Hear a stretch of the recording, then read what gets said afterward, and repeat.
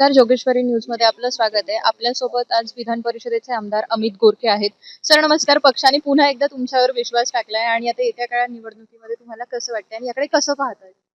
खरं तर पिंपरी विधानसभा आणि पिंपरी चिंचवड शहरातल्या या निवडणुकीवर या ठिकाणी मी काम करतोय आणि या ठिकाणी 100% होणार आहे. भारतीय जनता पार्टीचा विश्वास जनता आणखी दृढ करते. आमचं समर्थ नेतृत्व माननीय देवेंद्रजी फडणवीस, त्याचबरोबर रवींद्रजी चव्हाण आणि देशाचं नेतृत्व माननीय मोदीजी यांच्या विश्वासावर आज खऱ्या अर्थानं या पिंपरी चिंचवड महानगरपालिकेत 100 पार होऊन सत्ता नक्की येईल आणि 16 तारखेला तुम्हाला दिसेल की आमचाच महापौर भारतीय जनता पार्टीचा त्या ठिकाणी शपथ घेईल.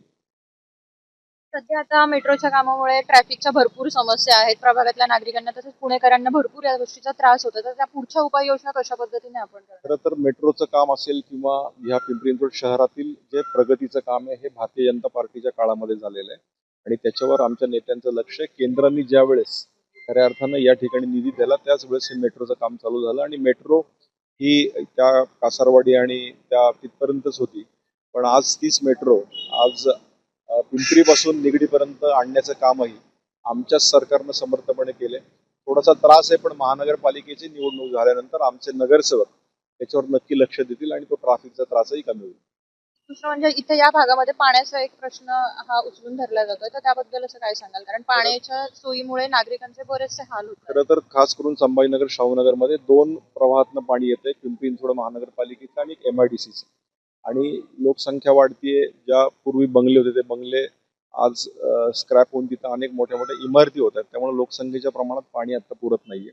परंतु येणाऱ्या काळामध्ये या पाणी प्रश्नाचा निपटारा हे आम्हीही करणार आहोत. त्याच्यावर माझं स्वतःचं वैयक्तिक लक्ष आहे. भामा आस्केड सारखे आज प्रकल्प आहेत ते पूर्णत्वाच्या मार्गावर आहेत. या सर्व प्रकल्पाला निधी केंद्र सरकार आणि राज्य सरकार देत आहे.